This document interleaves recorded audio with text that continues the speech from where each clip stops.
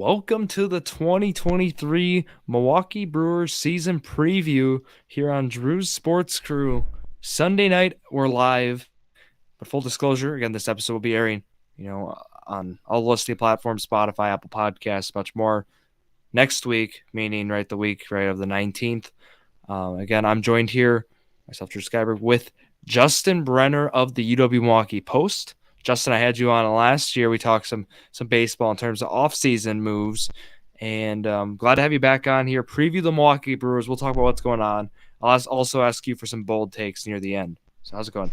All right, it's going good. Glad to be back and ready to talk baseball. Yeah, it's exciting.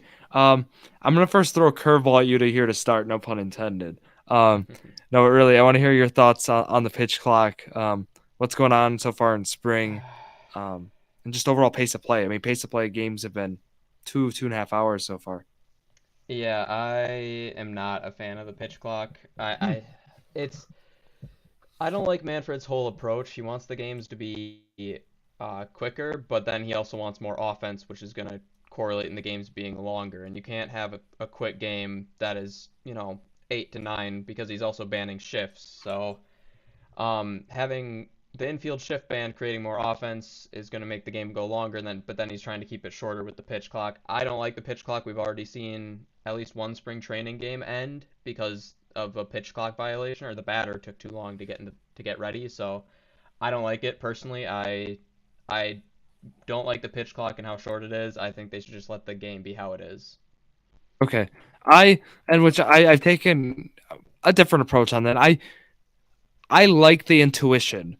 I think the pitch timer though there needs to be a little bit, maybe not more time's the better word, but games can't be ending because of the pitch clock. Yeah, I that totally could side with that point 110%. yeah. But because when we have these games ending on a rule like this, that again with spring training, but this is the regular season. This is the real deal. Again, let me just highlight the pitch clock stuff quickly here for those who haven't watched maybe a lot of spring training. So it's like this: 30-second timer between batters, but then between pitches there will be a 15-second timer with the bases empty and a 20-second timer with the runners on base. So that's just keep that in mind. And again, games have been shorter.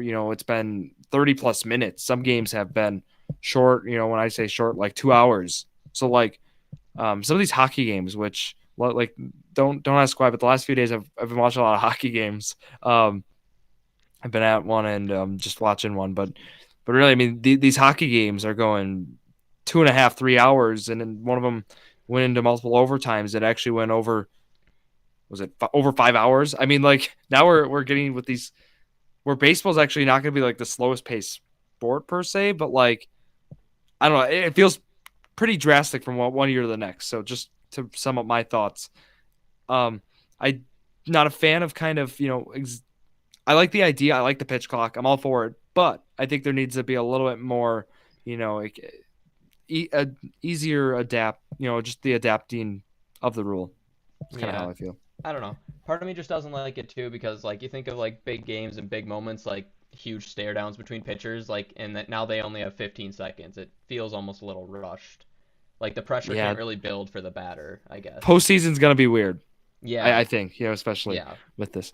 Okay, no, I think you actually make a very good argument, for against the pitch clock. I haven't, Hmm. and I've heard a few of those arguments, but um, okay, so that's the big one, bigger bases, the shift ban. We've talked about those are some those are smaller, but you'll notice them. I promise you'll notice those. What about the Uh, ghost runner on second? How do you feel Ghost Runner about in that? second, Yeah. with it staying for Yeah. I um believe it's staying in just the regular regular season. season. Correct. Yeah. But That's then how it was in postseason it. 2022. Yeah. I'm fine with it. Regular season, fine. Postseason, no. Can live with it. Um, what are your thoughts? I don't know.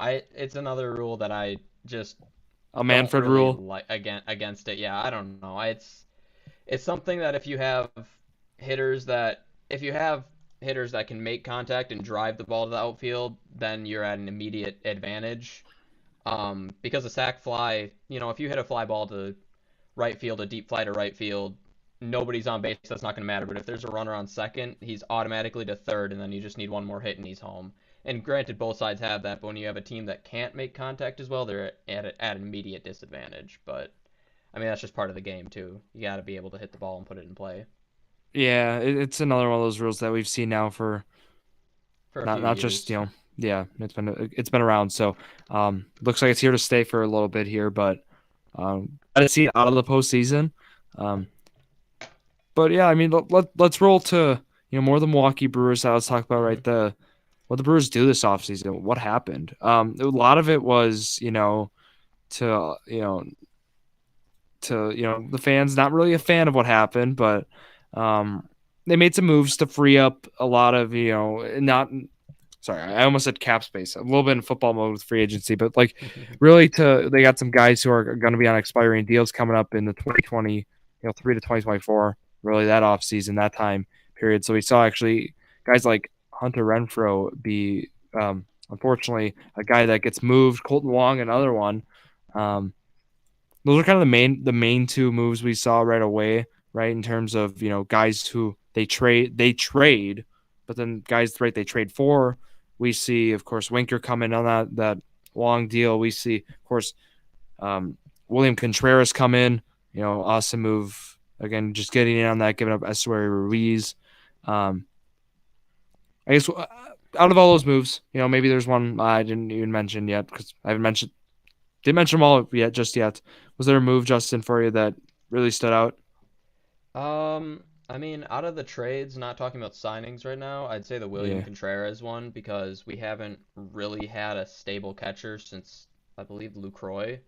So Yeah. he's young, a lot of team control. I mean, he could be the next kind of Milwaukee catcher.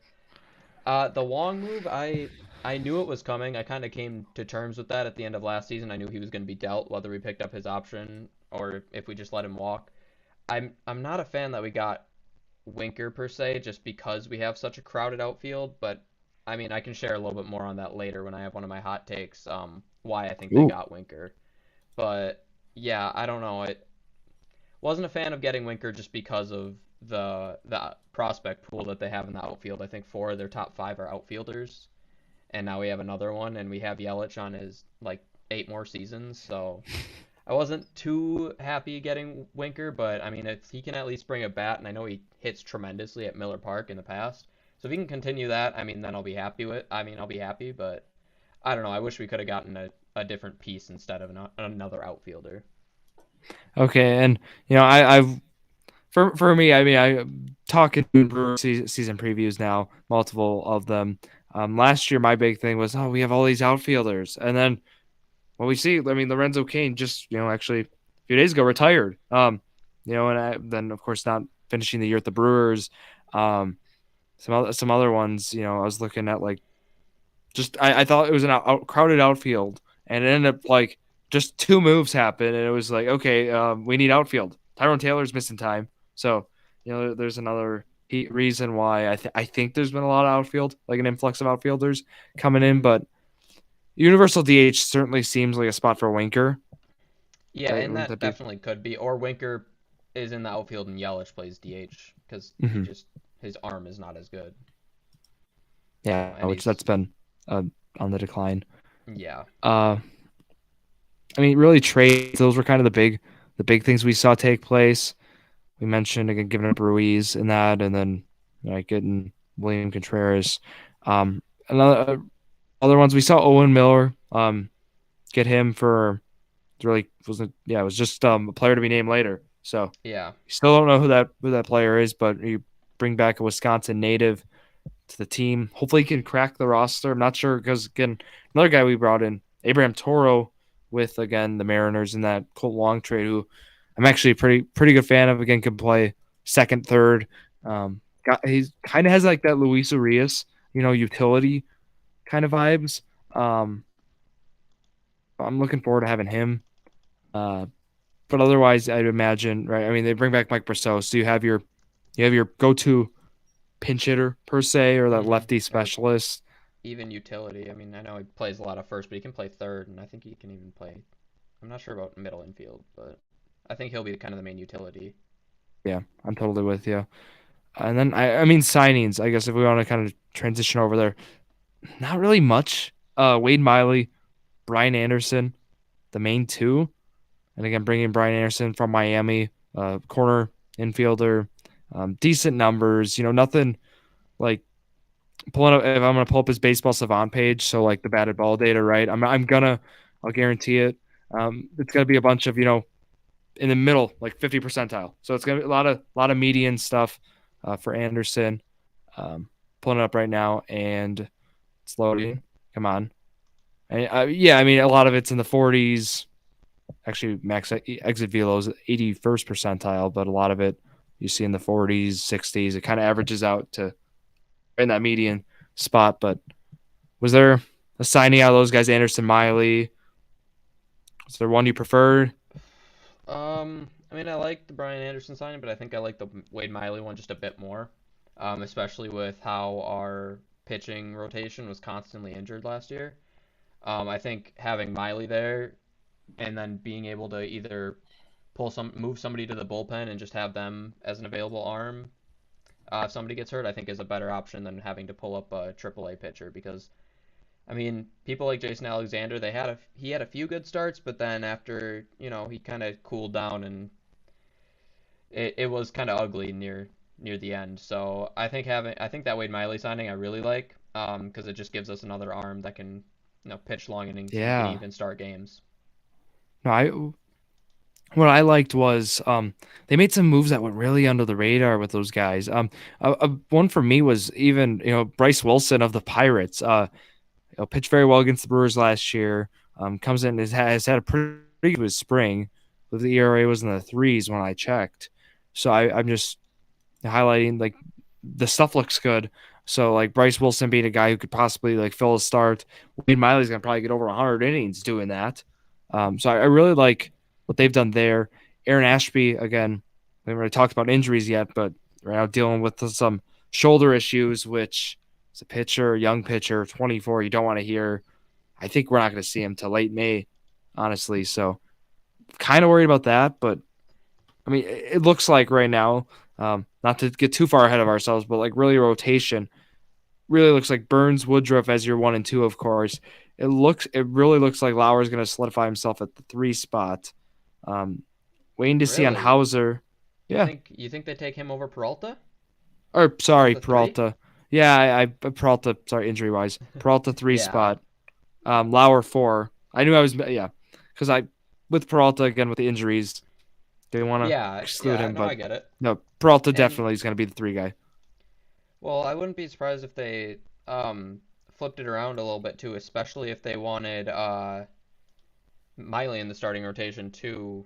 Um, just so you don't have two lefties go back to back. I could see even Lauer being three and then Peralta Yeah, four if just to have a flip rotation. if But Ashby's healthy, I mean, I saw. Let's go to June here, Justin. oh yeah. Um, you could totally see this team doing a 6-man rotation, right? Oh, With some sort of piggyback. definitely. And I think what they'll probably end up doing is a six-man rotation on those long stretches, but then shorter stretches they'll have one of those guys in the bullpen, Exactly. So, just ready to work long innings. and the guys I did not mention, right? I mean, I mentioned Lauer going at 4. Excuse me on that. Thank you for correcting that. And then at the 5 spot, we'll go. It's gonna be Adrian Hauser, and then it's like Wade Miley thrown in there too. Because I can't imagine Hauser working out of the bullpen, but I can see them maybe in this year, this season, 2023. If Hauser's not performing, which he had some terrible, ugly stretches last year, Mhm. he might get booted to the bullpen. I mean, this might be. I think you get a guy like Miley, for to maybe have kind of that insurance in case that happens.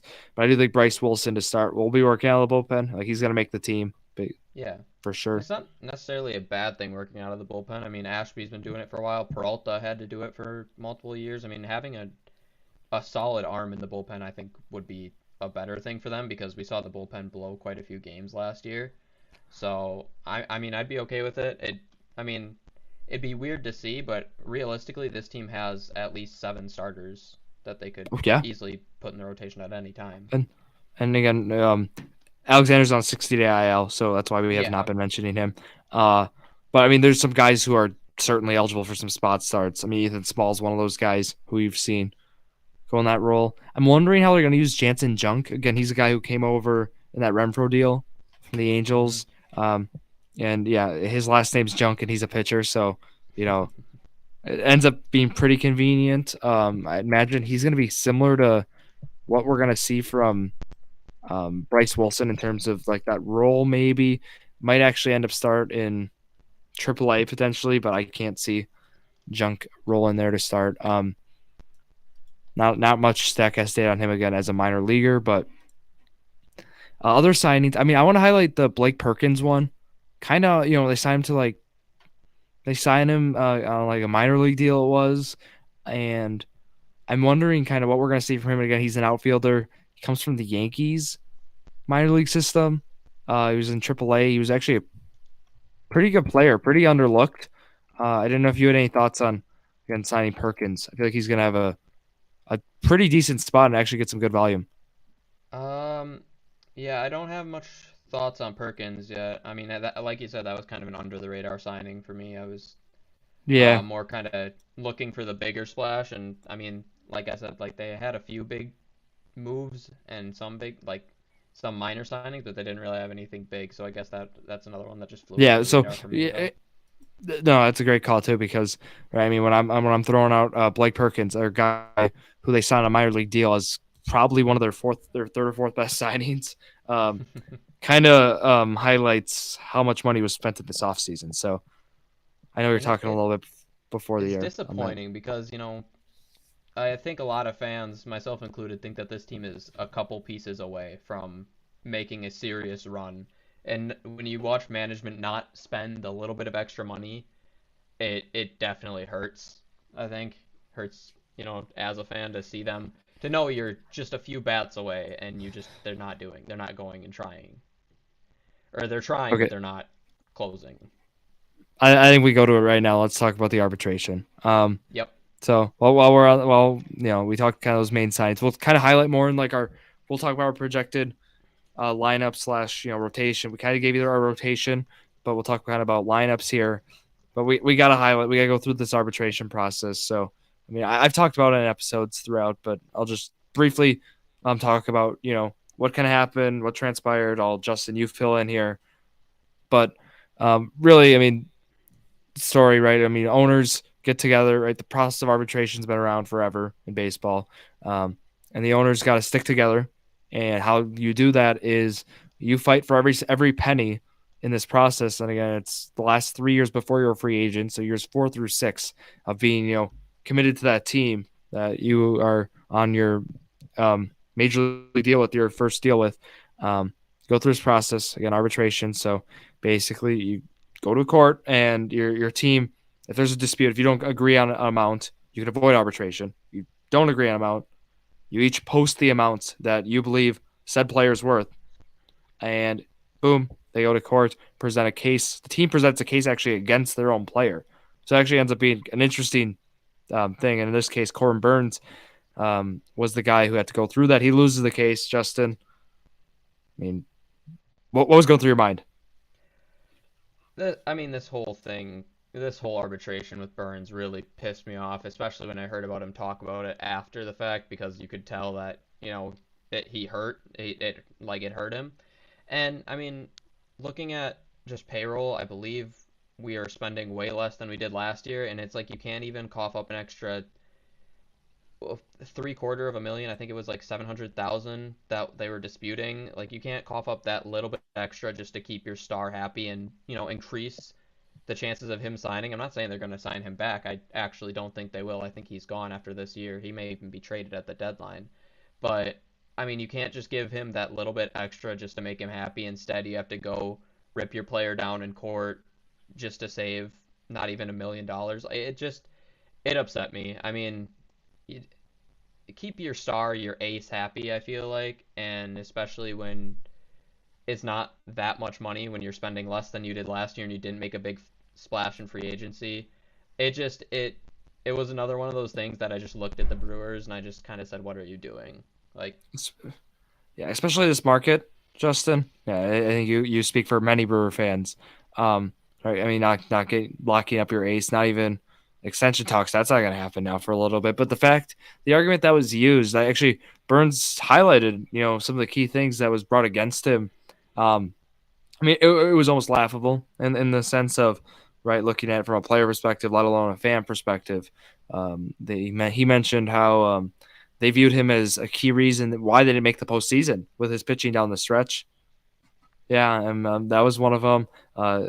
Even I thought it was like some durability concerns. It was like, come on. I mean, what this guy's done last few seasons, it's been really. I mean, to go over 700,000 or what the amount was. Our point is, it's a It small was amount. yeah, it was something like that. It wasn't even a million. I know that. I know it was under Yeah. one mil. So Basically, they said, "Oh, you didn't win another Cy Young. You're not worth that much," which is he is complete bull. 9.39% of the payroll right now. Looking like the payroll's sitting at around 109 million, which Yeah. for baseball, it's like nothing. That's like And opening, just to put this in perspective, sorry, I didn't mean to cut you off. Our opening day last year was around 132 million. So, really. yeah, per COTS baseball contracts. Like there was so much room to work with, and we just didn't, and that pissed me off. I'm shocked on that because I've had this right before. I'm going to bring it up again. I mean, when your Hmm. owner, the owner of your baseball team, is going and buying shares of EPL teams, I mean, come on. $10 million again was what I believe was the share for Mark Anastasio getting in on that soccer franchise. So $10 million. Think about what that could have got.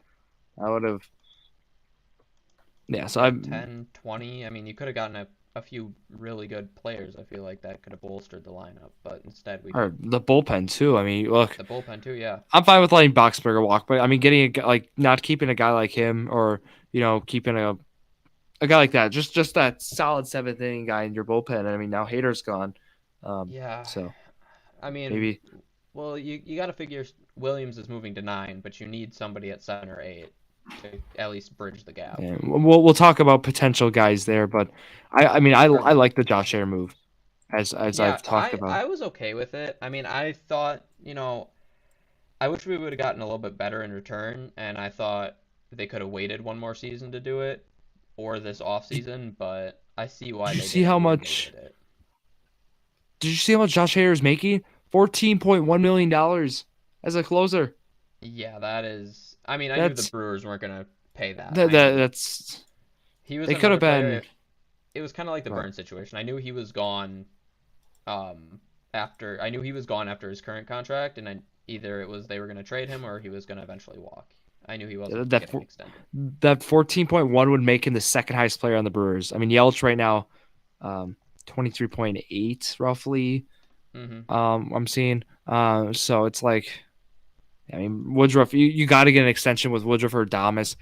The Adames extension, how is that going to happen? Now look at the contracts that we saw. Dansby Swanson of the Braves go to Chicago now, and he has similar numbers to Willie Adames, but he got a contract, cumulatively being over 170 million dollars.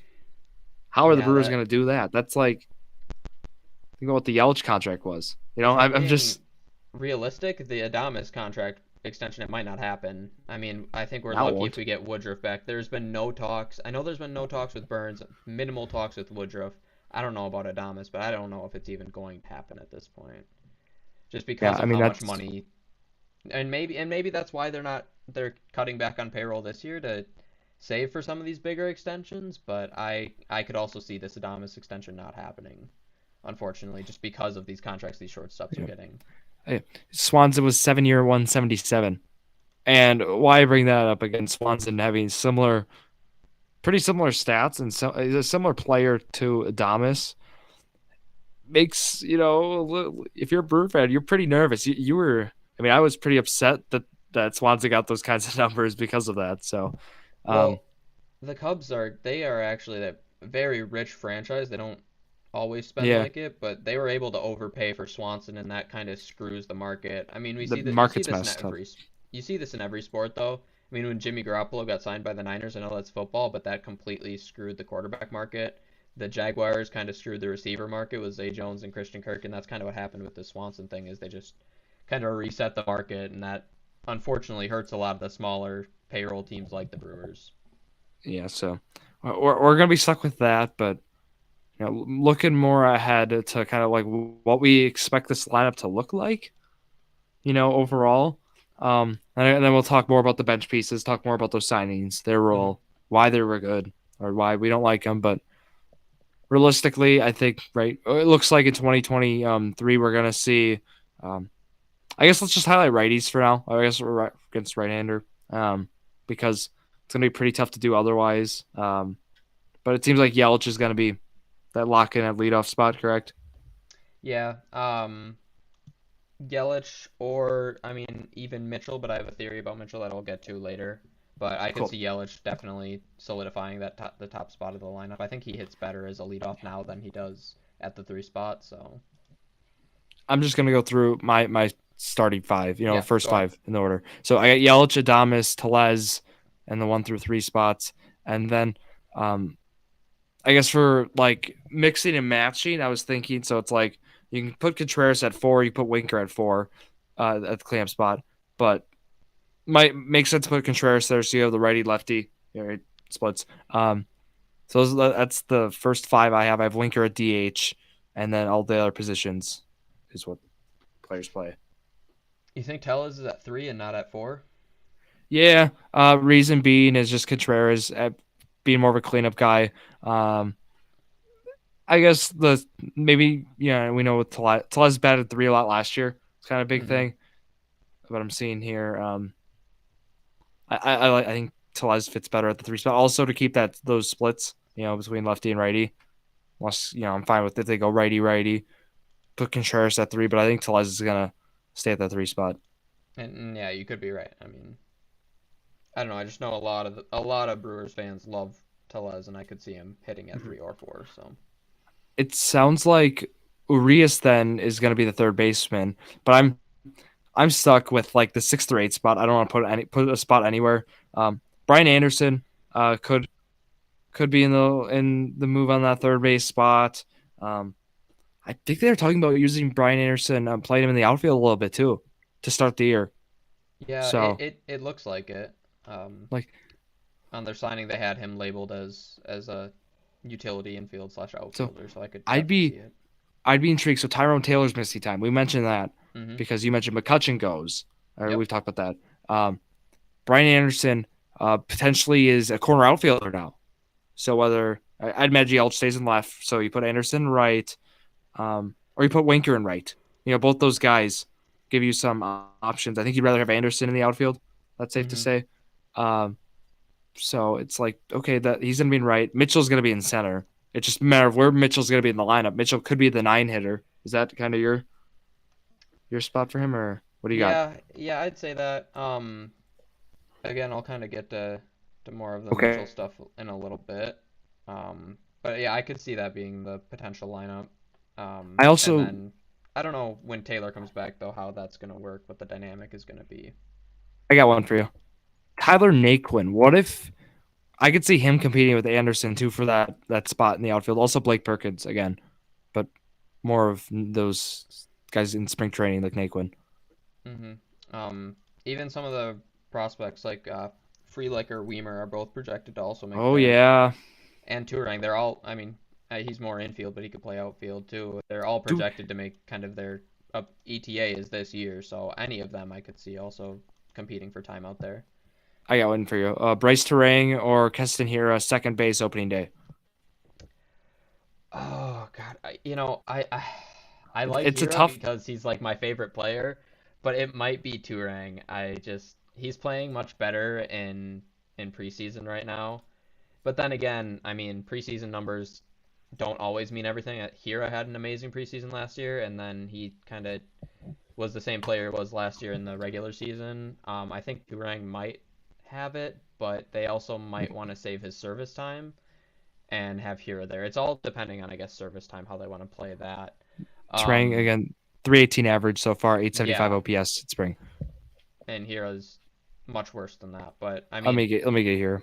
Hira it's weird. He'll go down to AAA and crush the ball and he'll hit great. He's hitting 150 right now. Um, Oh, 150, 261 on base, yeah. and 200 slugging. It's not looking great. Um, but then yeah, Hero goes to AAA, he crushes the ball, and then he comes up and you see some of that, but you don't see all of it. So if the Brewers don't worry about two-rank service time, I think he starts opening day. If they do, I think Hero gets to start on opening day, and if he kind of returns to that rookie form, great. They'll continue with him. If he can't find that 2019 form, then I think they call up Turang, and it's more of a platoon. Yeah, I'm with you on that.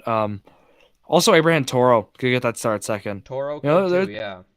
that's another one we got thrown out. So basically, right now, if you're wondering what positions are up for grabs, it's second base and right field mainly. Luis Arias is going to be third base, even though he's had a pretty poor spring.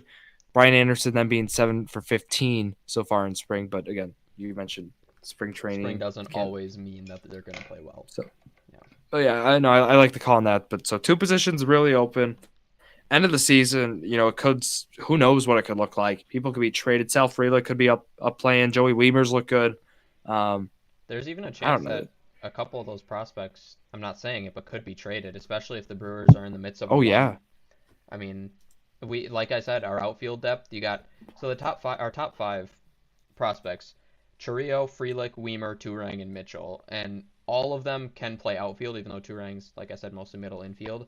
I mean, if the Brewers are close and they see like, the top of the division or they're in the lead at the deadline, I could see one or two of them being dealt for a key Hmm. piece for even just a rental. Yeah, I mean, I you could have totally depth, see why that. not use it? Okay. I want to. So we talked starting. We talked kind of the lineup. Before we go to bold predictions and such, I want to talk about the bullpen a little here. So Yeah, let's pencil in Devin Williams at that closer spot, the ninth inning yes. role, And and I want to talk about that quick. I don't like how they treated it last season, how they had him and was it Taylor Rogers like switching. oh yeah. I think you just give it to Williams and you let him roll with it, and I think they're going to do that this year, which I am very excited about because Williams Okay. is great. I'm with you. Let's work backwards here. So let's go to the eighth Yep. inning. Yeah. Who are your candidates? Oh, it's tough I, with Boxberger being gone. Um, I got Matt Possibly Bush Matt Bush. Yeah, I was as about to yep. say Matt Bush. Or, and this is kind of a sleeper, possibly Strzelecki. Okay. Peter Strzelecki, he pitched in 30 games last year and 35 innings, and he was actually pretty phenomenal for how young he is. Um, or I guess he's not that young, he's 28, but I mean, he saw very like little action up to that point, and I mean, he came in 283 ERA, 123 WHIP. I mean, I think that he could be a great candidate for seventh or eighth inning, or even I don't think he's not going to close, but I'm really excited to see him, and he could easily take the seventh or eighth inning spot. Yeah, and I mean, last year I'm just looking at Baseball Savant, looking at what like numbers. Right? I mean, the Hmm. big thing for him might not be that velo, but again, his fastball spin rate, 89th percentile on that. Actually, his other pitches aren't on it, but he's got some like the expected batting average, like again, 220. So he has some promising underlying numbers. So that might be more of a speculation play, which I Yeah, could see and them. and I'm just speculating, but I think he could be primed for a Yeah, big season. I like the call. Hobie Milner was good down the stretch last year. He really was. I mean, Yeah, I, would they use him in that kind of role though? Could you see him being in the seventh inning? I feel like Strzelecki is more built, with the velo, the spin rate. mm, Milner's more of this deception guy who, now it's gonna be his age 32, 33 season. I, I don't know. I see Milner more coming in like the fifth inning when we need somebody or the sixth or more than the or like seventh or a eighth. lefty. He's more of the lefty Yeah, specialist guy. Like you're not gonna designate him to an inning, but you're gonna more designate him to a situation. yeah, he's gonna be much I like that. and Burn or not. Council loves to play situation, loves to play matchups. So Yeah. And then those guys who are going to be kind of like long relief / middle relievers. Um, again, we talked if Brewers aren't going that 6 man, if they're going like 5 man, it'd be guys like again, if Wade Miley pitches out of the bullpen, that could happen, but maybe more of like Adrian Hauser or Ashby when he comes back. Kind of guys like that might be more of middle relief, but I think I it think gets I could tough. see Ashby being more of the middle relief, just kind of being the odd man out. Just because his starts always haven't been the best, but out of the bullpen he's been a lot better. I think it's kind of going to be whoever's playing best is going to get that Yeah. fifth starting spot. And even in that middle relief role too. I mean, Hmm. that's so tough to predict. Like we could see guys like just going off like what's happening in spring training. Like JC Mejia is still with the team. He could sneak in that for a little bit. He's got some experience in the middle relief role. I mean, Javi Guerra has been a guy who they've relied on a little bit. Um, I don't know. And of course Lucas Erstig experience. Have you seen what's going on with that third base prospect converted to pitcher? I have not actually. I'm looking So at him right now. um, he's got an ERA of 8 right now. It has not been Oh, a good test so far. But well, I mean, you try different things out, and sometimes they here's work one. and sometimes they Alex don't. Claudio's back with the team. I forgot to talk about that Oh, signing. He's gonna be in the bullpen in that middle oh relief. yeah. Um, Otherwise, Robert Stock is another one who they signed who's gonna slide in that middle relief role. So those are like a few guys I have in mind. Of course, some of these other minor league guys are gonna stop in, so don't quote us on that. But the names we mentioned, those are gonna be guys you're gonna see up this year for sure. Hmm. And So like you said, also that middle relief spot, there's probably going to get a lot of use because for some reason Council doesn't like to let these pitchers go almost past 5 innings. I mean, he calls sometimes them you as see them into outgooders. six, but so you could easily see, Ashby multiple times or Miley multiple times out of the bullpen for a few innings. Yeah, I totally agree. Let's hear some of your bold predictions here, Justin. I know you've been waiting, All right. holding them in. Yeah. So number one, obviously I don't agree with this, but it's just I can see it happening. I could see Mitchell starting in AAA. I could see them not wanting to burn his service time and want to delay because if he doesn't play enough, you need I think it's like 2.143 years of service time to hit arbitration. I could see them trying to delay that as long as possible, especially with how young he is, basically converting to what's called a Super 2 player. So I could see Mitchell starting the year actually in the minor leagues. As much as I don't agree with it because he is playing phenomenal in spring training right now, that's what I can see it happening. I mean, this is just thinking from a team that doesn't like to spend money's mindset. I could see him starting in the minor league to save his service time. And to clarify on that, right? I mean, he didn't have enough at bats to lose rookie status No, he is still last year. technically a So rookie, but he that's kind did of why spend I think 40 days with the team, but I he got still you. has over 2 years left on service time Point before he can. zero 0.04 service time. Like point, why is it 0.04? That's what I'm seeing as his service time Yeah, right now. service time is weird. A full year is one, and then it's like Mhm. the days after is like the after the decimal is the days. But like I Yeah. said, I could see them keeping him down there even a month or two, just trying to delay it as long as possible. We've seen this over the years, and then baseball's trying to combat that again with again, we've mentioned if you finish in the top in rookie of the year voting, top two, I believe it was, and then even there's some other incentives in there to try to alleviate that from happening for players so they can reach free agency earlier because that's Yeah, right the bread and butter in baseball. like I said, I don't agree with it. I think he is Oh, the best part of the outfield, a cornerstone to a rebuild that the Brewers may be heading to, but it's something that I can see it's a good happening. call. Yeah, I've actually heard anyone bring that case up, but I mean, you make a good point. Any other bold ones you want to throw out right now? Oh, I mean, um, I I don't know. I could see Yelich having a bounce back year because of no shifting. Same with Tellez, he could be primed for a big year. Um, I think yeah, Yelich kind of bounces back this year. I think it's I finally the got okay. year. Maybe not MVP form, but that 280, 270 to 290 batting average with hopefully 20 home runs. I could see. I got you. So mine's with Brandon Woodruff, and Okay. it's more of we expect great things from Woodruff in 2023. I mean, Hmm. everyone like a lot of people do, but my prediction, I think Woodruff is going to be not like this great pitcher that when that everyone thought he's been, which he has been. I think he's going to be like one of the best in 2023. I'm talking like NL Cy Young potential. He could be better than Corbin Burns in 2023. Like I think with Woodruff coming back last year, right, having the injury, I've talked dealing with Raynaud syndrome, comes back. Let's start in Tampa, especially throwing 99. He's looked great in spring. He's fastball's touching 97. The spin rates look good. The underlying numbers look great. I think with Brandon Woodruff, like it's all there, and I just think like he's put together the years, like those good seasons. But like I think it's time for like that great like Cy Young season. I could see it. I could see it. One more that I do want to throw out really quick. And this might not be this year, but I see this in the future.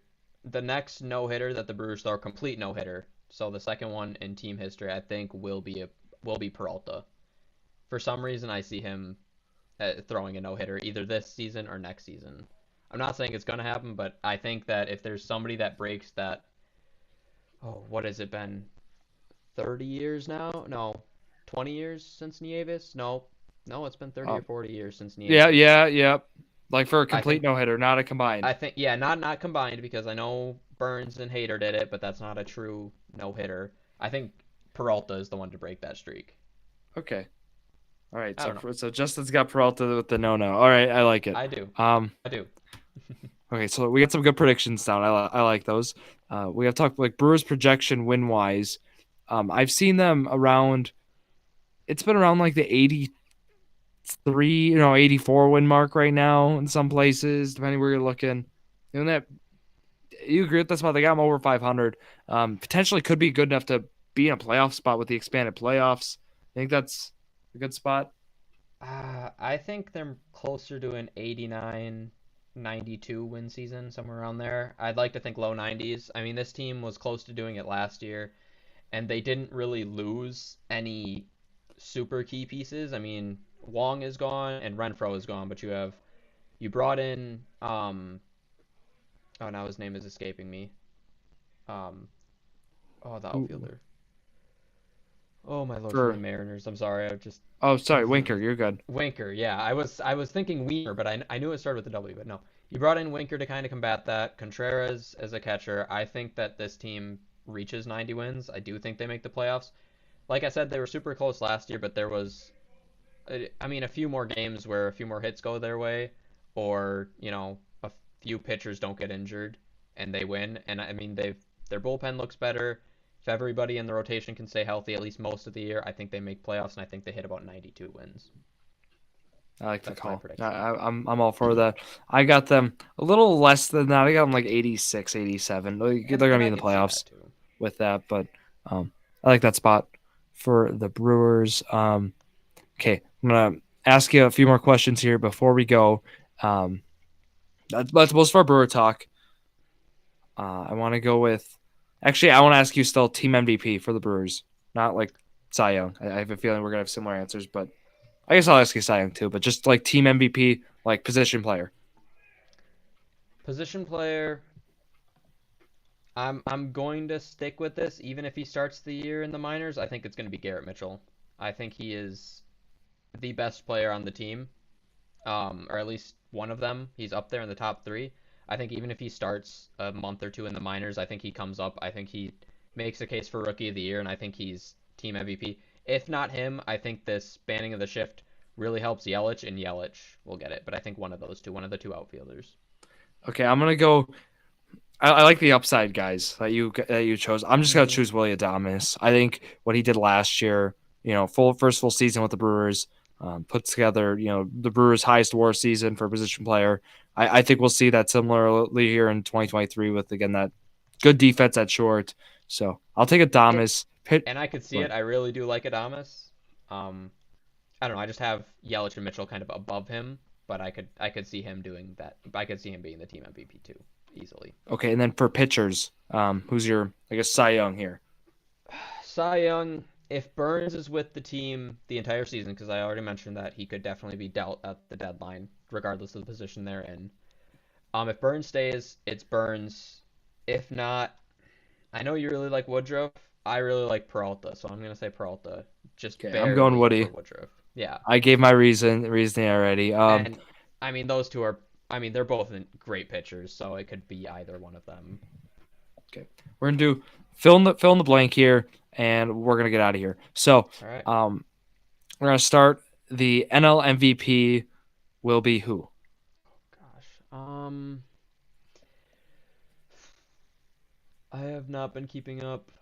Goldschmidt won it last year, correct? Yep. Goldschmidt won last year. I could see I could see Goldschmidt or Arenado.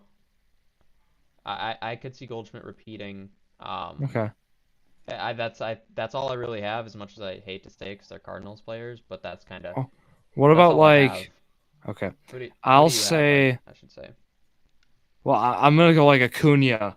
With Acuna. Oh, Atlanta, I actually, feel yeah, like that is a Atlanta's gonna very be good a good pick. team. Acuna full year. He's got a full year this year. I just like Acuna in that situation.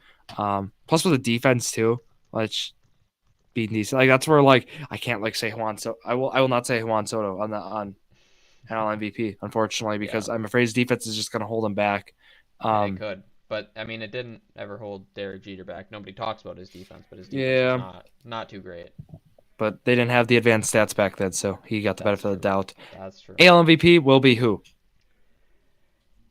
Again, this is him staying healthy. Mike Trout. I mean, he's a pick every year, Nice. but I mean, he's I think the best player of our generation. Um, I don't want to go with the Otani pick because it's too, it's too. But it could be Otani or Trout. I mean, it could also I'll be take Judge again. Otani. But I I'm going think, with Trout. Trout stays healthy, he wins it. which again, like I'm glad Judge was so deserving winning it last year. So I'm glad Judge won it last year. But I think if Otani puts up those years, it's got to take a year like Aaron Judge to win the MVP over Otani. Hmm. So that's kind of where I'm with that one. I'm also asking NL and AL Cy Young awards. You can give those together if you want to roll with that. Oh. Because my pick. Um. Hmm. Okay. I could see. Yeah, actually, let's go with your picks first, because Okay. I am just So if we start scrambled. in, you're good. I'd like to throw the award ones out. AL, Jacob DeGrom. I want a healthy This season of is, DeGrom. yeah, I was gonna say this is That reliant on contract's him gotta being pay some healthy. dividends. And then excluding my Woodruff pick in the NL, like I'll give it. I want to Yeah. give a different one. I was thinking about it. I want Sandy to repeat. I don't think he will. I was like, there's some guys I was debating. I was like, maybe Wheeler, maybe Verlander, but I think I'm gonna take Scherzer. So not really fun picks, but like going with the expected guys for performance. Yeah. Um, for me, I think honestly Otani might win it. Okay. In the AL, kind of sticking with that MVP trend. NL, if I am sticking with a bias, it's going to be Corbin Burns. I think this arbitration may have pissed him off and kind of we might see what happened when the Packers picked Love and Rodgers just lit up the season the next or lit Hmm. up the league the next year. It could be like that where he shows the Brewers that he's worth the money. If not him, I'll go Verlander, I think. Okay. Nice. I can get behind those. Okay, last one. The World Series champion will be who? Um, I'm not going Mets. I'm not. I don't want to say the Astros will repeat, but they also just have a very complete team. But there has been a back-to-back champion in I think it's been 23 years now. Um,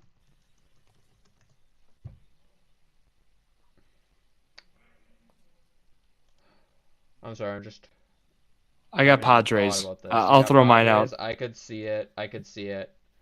As much as I'd hate to see it, I could see the Yankees doing it.